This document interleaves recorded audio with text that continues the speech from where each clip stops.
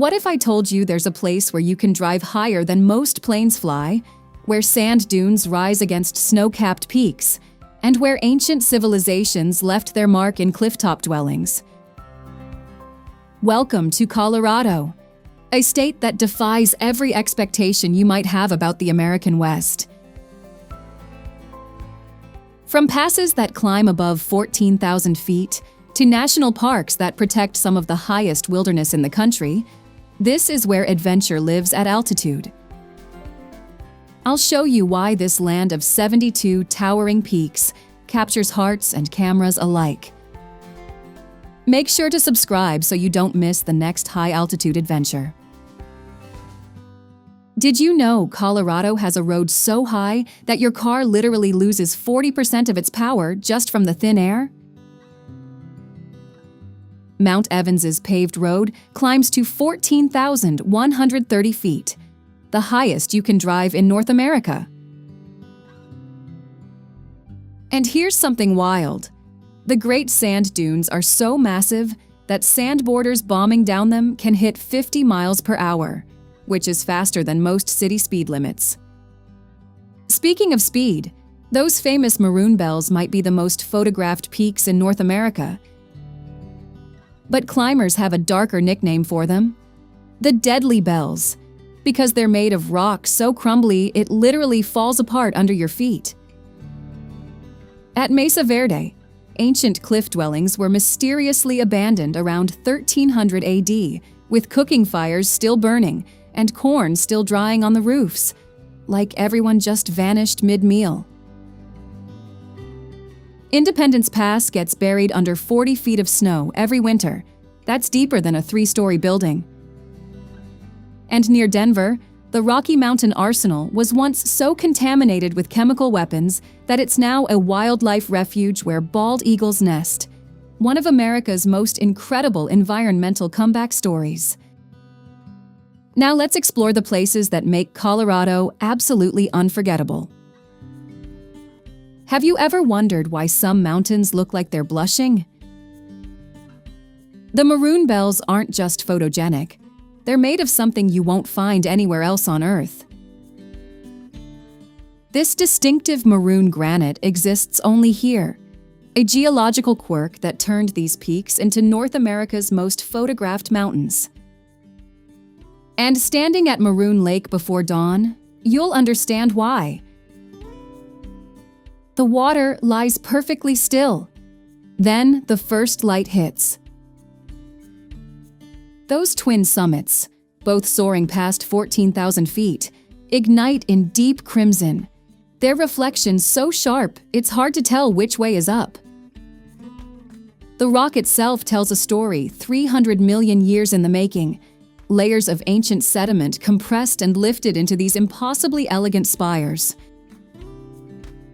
Come autumn, golden aspens frame the Maroon peaks like nature arranged the whole scene deliberately. The air bites cold, mist rises off the lake, and that impossible color deepens with every passing minute. From the ancient peaks of the Continental Divide, the entire Great Plains unfold before you, a view spanning millions of years and hundreds of miles in a single glance. Rocky Mountain National Park doesn't just sit in the mountains, it crowns them. 72 peaks rise above 12,000 feet here, their granite faces shaped from rock that's over 1.7 billion years old. Trail Ridge Road carries you through this vertical world, the highest paved road in North America, climbing so high that the air itself feels thinner, sharper. At dawn, light spills across Bear Lake like liquid gold, turning the water into a mirror for Long's Peak's massive silhouette. The scent of pine sharpens as you climb. Elk graze in meadows that bloom with wildflowers each summer. And somewhere above treeline, where nothing grows taller than your ankle, the wind carries the quiet of deep time. At 12,095 feet, you're standing higher than the summit of Mount Rainier, except you drove here. Independence Pass climbs to an elevation where the air holds 40% less oxygen than sea level, where your lungs work overtime and your coffee boils at a lower temperature.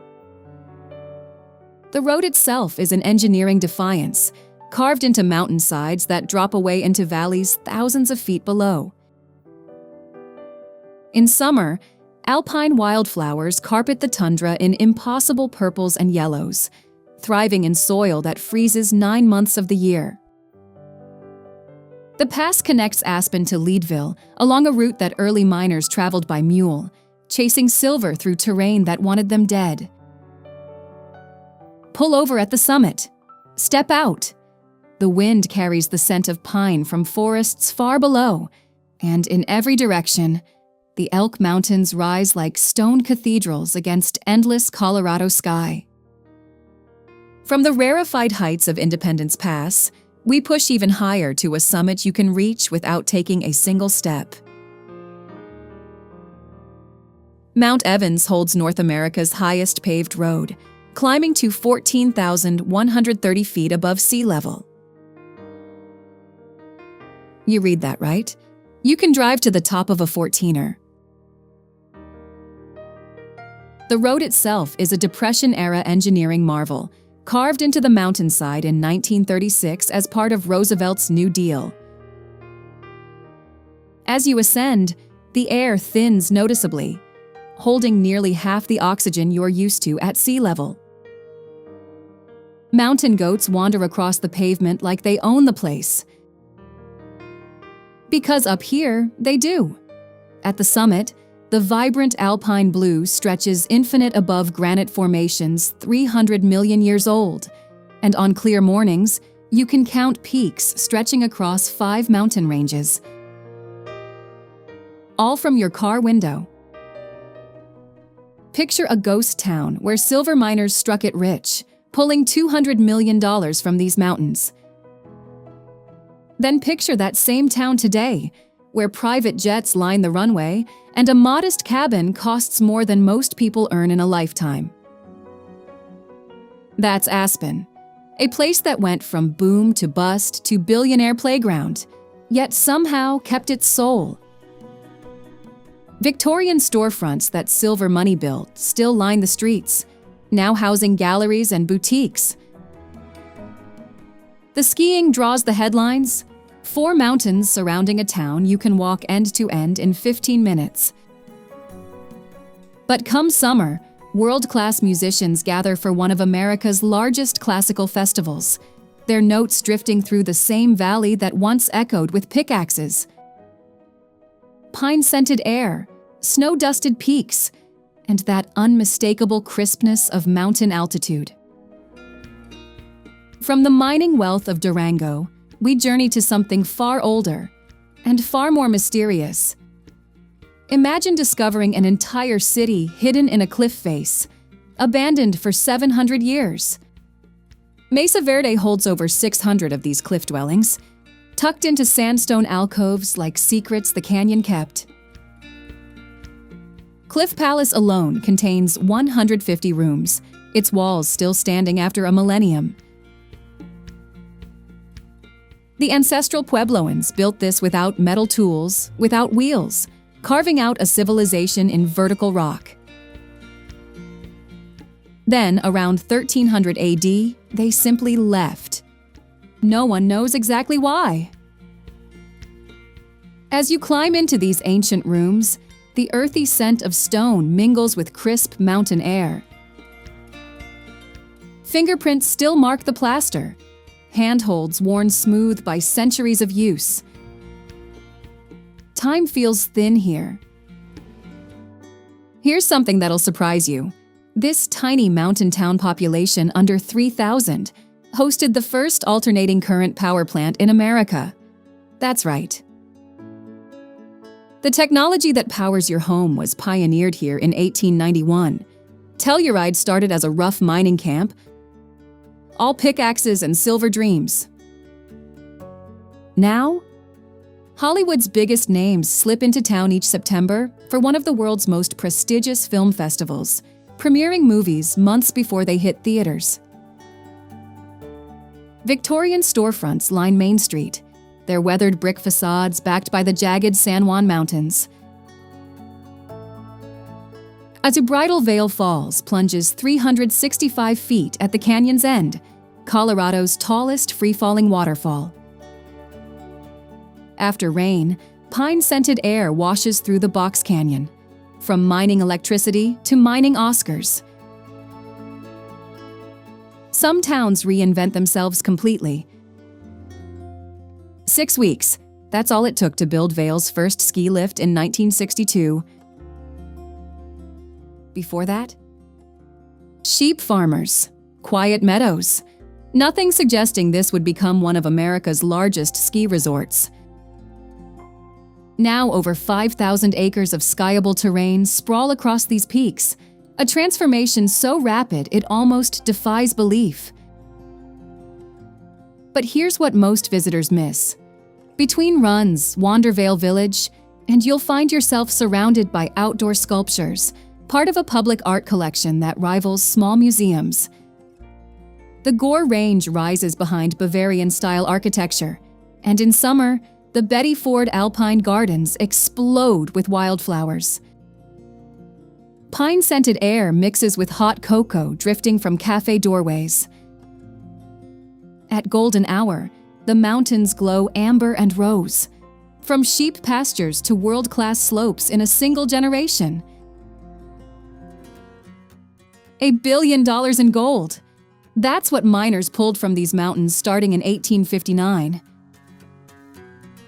Today, the only gold rush happens at sunrise, when light spills across the 10-mile range and skiers race for first tracks. Breckenridge made one of Colorado's most dramatic pivots, from pickaxes to powder, from prospectors to après-ski. But the old town didn't vanish. Main Street still runs through Colorado's largest historic district, Victorian storefronts painted in cheerful colors, their wooden facades hiding craft breweries and gear shops. The contrast hits you everywhere. You'll ski past abandoned mine shafts, then warm up in a saloon that served whiskey to gold. Pine-scented air mixes with hot cocoa drifting from doorways. History and adrenaline, side by side on the same mountain. Sand dunes taller than a 50-story skyscraper in Colorado. I know, it sounds impossible. But here in the San Luis Valley, 750 feet of golden sand rise against the Sangre de Cristo Mountains, the tallest dunes anywhere in North America. They've been building for 440,000 years, grain by grain, wind sculpted into waves that stretch to the horizon. And here's the strange part. Sometimes they sing. When conditions align, shifting sand produces an eerie hum that Native American tribes believed was the voice of spirits dwelling within. At sunrise, light pours across the ridgelines like honey, casting shadows so deep the dunes appear almost liquid. The sand feels like warm silk beneath your feet. Behind you, snow-capped peaks. Ahead, an ocean frozen in gold. Early settlers heard a sound echoing through this valley, a rhythmic chugging like a steamboat whistle. No riverboats here, though, just hot springs, their water so superheated it reaches 212 degrees Fahrenheit. Literally boiling. Indigenous peoples soaked in these thermal pools for centuries before anyone thought to name the place after phantom riverboats. Today, you'll find that same steam rising at dawn, curling into crisp mountain air, while the Yampa River flows quietly below. The sulfur hits your nose first, earthy, mineral, unmistakably ancient. But Steamboat Springs isn't just about soaking. This town produced more Olympic skiers than anywhere else in America, earning its nickname Ski Town USA. By evening, you're choosing powder or hot springs. Either way, that steam keeps rising. Picture this. a pool so massive you could fit 2 football fields inside it. Glenwood Springs claims the world's largest hot springs pool, over 400 feet of steaming, mineral-rich water nestled against the Rockies. The temperatures hover between 90 and 104 degrees, warm enough to melt away any tension from mountain adventures. Native peoples soaked here for thousands of years before the late 1800s transformed this into a health resort that drew presidents and literary legends alike. Ulysses S. Grant came. So did Mark Twain. As you slip into the water, that faint earthy mineral scent rises with the steam, mixing with crisp mountain air. The sun dips behind the peaks, casting the historic Hotel Colorado in amber light while you float in ancient warmth. Just 15 miles from those steaming pools, the landscape transforms into something ancient. Glenwood Canyon stretches 12 miles through rock that remembers volcanic fire and 15 million years of patient carving by the Colorado River. Walls rise 1,300 feet on either side, close enough to feel their presence pressing in. But here's the reward for those willing to climb. Hanging Lake, a turquoise pool suspended on the cliffside like something from a fever dream. The water glows an impossible blue-green against rust and ochre stone. In late afternoon, golden light floods the canyon, turning those towering walls into cathedral pillars. The river below mirrors everything: sky, rock, the slow drift of clouds. Geology made visible, still being written. Here's something unexpected: a Colorado lake warm enough to actually swim in. Shadow Mountain Lake sits at over 8,000 feet, yet geothermal activity beneath its surface keeps the water comfortable through summer months. Most alpine lakes will numb you in minutes. This one invites you to stay. 1,100 acres of deep blue water stretch beneath the never-summer mountains, their peaks reflected so perfectly on calm mornings that you lose track of which way is up. The lake formed when glaciers retreated 10,000 years ago, but it's that hidden warmth rising from below that sets it apart. Arrive at dawn and watch mist lift off the surface like the lake is breathing. Wildflowers crowd the shoreline in summer, their colors doubled in the water's mirror. From the mountain parks, we drop towards something unexpected: a reservoir named for teeth. Horsetooth Reservoir stretches across 1,500 acres, and yes, that massive rock formation really does look like a giant molar jutting from the ridgeline. Native American tribes considered this place sacred long before engineers dammed the canyon in 1951. What started as Fort Collins water supply became something more. The water runs deep turquoise here, almost impossibly blue against rust-colored cliffs formed by ancient volcanic activity.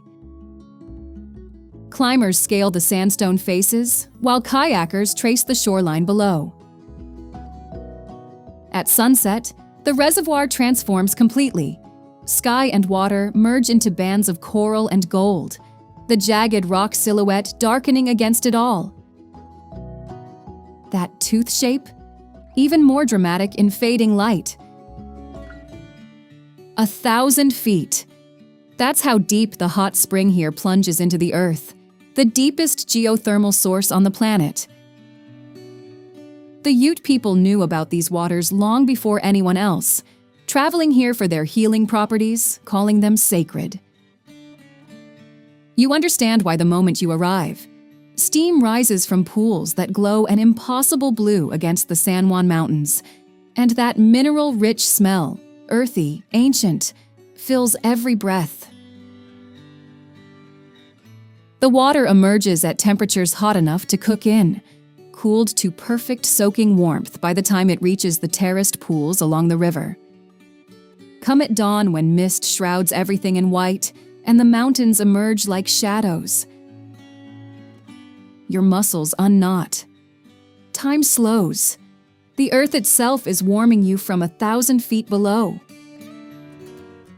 Imagine soaking in steaming mineral waters while 13,000-foot peaks tower above you, snow dusting their summits. That's Ouray. This tiny town, sitting at nearly 8,000 feet, holds more natural hot springs than anywhere else in Colorado. A dozen of them, scattered through these narrow canyon walls. The Ute people treasured these healing waters for centuries, and the town still bears the name of their great chief. Victorian storefronts line Main Street, relics of Silver Rush dreams. But the real treasure flows from the earth itself. Steam rises, mountains watch. The smell of minerals fills your lungs. The screech of a steam whistle cuts through mountain air. A plume of coal smoke rises against snow-capped peaks. Welcome to Durango, where the narrowest gauge railroad in North America still runs on 3-foot tracks, exactly as it did in 1882.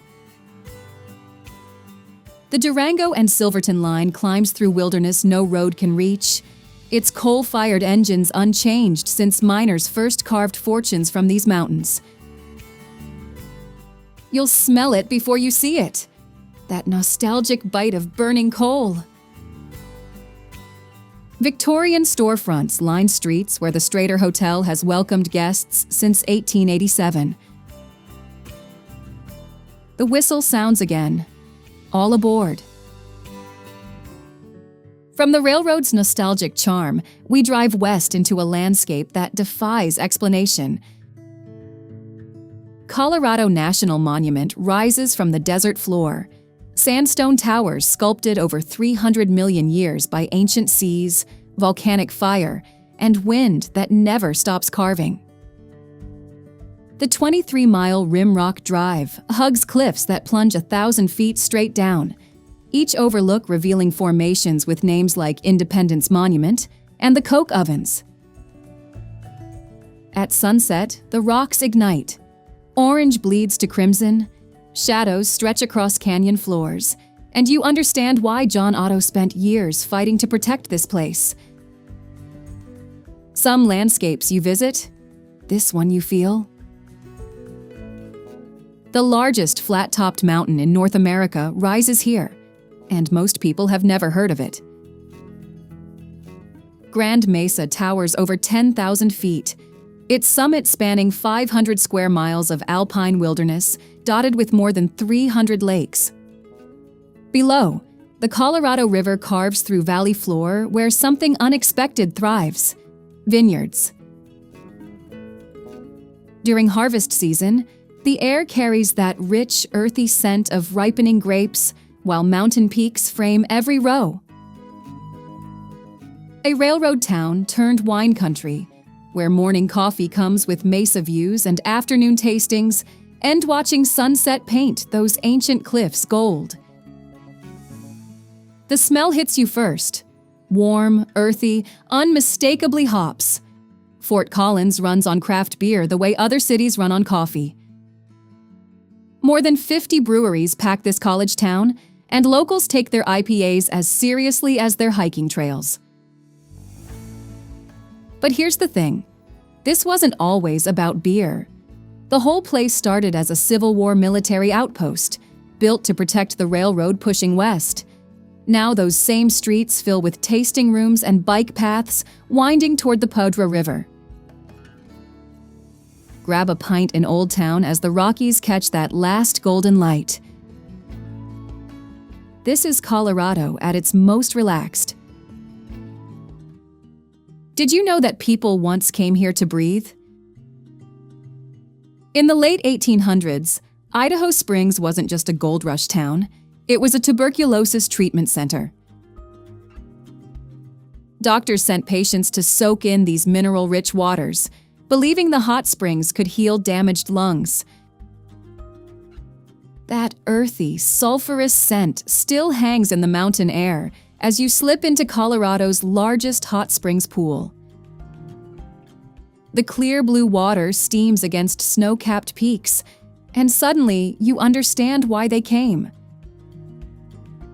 Gold built this town in 1859, but it's the water that keeps people returning. 30 sculptures, not in a museum, scattered across a former coal mining town in the middle of the Rocky Mountains. Carbondale transformed itself from extracting resources to creating art, and now you'll stumble upon installations around every corner. A bronze figure here, an abstract steel piece there, the mountains always framing whatever you're looking at. The earthy scent of pine mingles with crisp alpine air as you wander downtown, where vibrant murals cover buildings that once housed miners. Founded in 1888, this town chose reinvention. At golden hour, the sculptures cast long shadows while the roaring Fork River glows amber behind them. A hotel so haunted, Stephen King spent one night and wrote, "The Shining." The Stanley Hotel sits white and watchful against the Rockies, its Victorian elegance hiding over a century of ghost stories. Built in 1909 as a retreat for wealthy Easterners, it's now a magnet for paranormal investigators and curious travelers who book room 217 hoping for an encounter. But Estes Park offers more than supernatural thrills. The crisp, pine-scented air fills this valley gateway, where elk graze on autumn meadows and mountain peaks catch the last golden light. Nature and mystery, wrapped in one extraordinary town. Moose went extinct here for nearly a century. Then, in the 1970s, wildlife officials decided to bring them back. Today, Arapaho National Forest holds the largest moose population in Colorado, a comeback story written across 1.2 million acres of wilderness. The forest stretches from high alpine peaks down through river valleys thick with pine, the air carrying that unmistakable scent of evergreen and damp earth after rain. At Berthoud Pass, the views sweep across endless ridgelines. Summer brings wildflower meadows blazing with color. And if you arrive at Lake Granby before dawn, mist rises from water so still it mirrors the mountains perfectly. The Ute people considered these mountains sacred, and when you stand among the jagged peaks of the San Juan Range, you understand why. Nearly 2 million acres of wilderness sprawl across southwestern Colorado, the largest contiguous wild area in the state. 14,000-foot summits pierce the sky while the Animas River carves through valleys below, its waters so clear you can count stones on the riverbed. Come autumn, the transformation is almost violent. Entire mountainsides ignite in gold as aspen groves turn. The air carries pine and something ancient. This isn't just forest, it's cathedral. 30 million years ago, a volcano erupted here. What remains is Torreys Peak, 14,267 feet of ancient fire turned to stone. The trail to the summit is surprisingly forgiving, one of the few 14ers where beginners can stand among giants. You climb through alpine meadows where the botanist John Torrey once cataloged species unknown to science. At the base, lakes glow an impossible blue against granite walls. Above, that jagged ridgeline cuts the Colorado sky like broken glass. From ancient peak to ancient amphitheater, Morrison sits in the shadow of 300-million-year-old sandstone slabs that jut from the earth at impossible angles. Native Americans gathered here for ceremonies thousands of years before anyone thought to add a stage. Now those same acoustics, shaped by geology, not engineers, make Red Rocks one of the finest concert venues on the planet. 9,000 people fit between these crimson walls. At sunset, the rocks blaze orange as music echoes off stone older than dinosaurs. 100 murals, not in some massive city, in a town of 6,000 people. Salida might be Colorado's most unexpected art gallery, painted directly onto downtown walls. Railroad workers built this place in 1880. Now kayakers trade stories beneath spray-painted masterpieces while the Arkansas River rushes past. The Sawatch Range towers behind it all, snow-capped peaks framing street art in electric blues and burnt oranges. Come sunset, those murals seem to glow against the mountain shadows. From mountain murals to mountain metropolis, Denver sits exactly 1 mile above sea level. Step onto the 15th row of the state capitol, and a brass marker confirms it. Gold seekers founded this city in 1858, chasing fortune in the Rockies. Today, over 150 breweries call it home, making altitude an ingredient in every pint. The air here carries pine and possibility. At sunset, downtown's glass towers catch fire against peaks still dusted with snow. 15,000 acres of wilderness, 10 miles from downtown Denver. But here's the twist. Bison now graze where chemical weapons were once manufactured. During the Cold War, this land produced munitions. Today, it's one of America's largest urban wildlife refuges. You drive the wildlife loop at golden hour, and there they are, massive silhouettes against the Rockies, moving through prairie grass like they never left. The earthy scent of wetlands carries on mountain air. Nature doesn't forget, it reclaims. From towering peaks to hidden valleys, Colorado revealed itself as a state where every turn offers something unexpected. If these wild landscapes stirred something in you, subscribe for more journeys off the beaten path. Which Colorado gem would you explore first?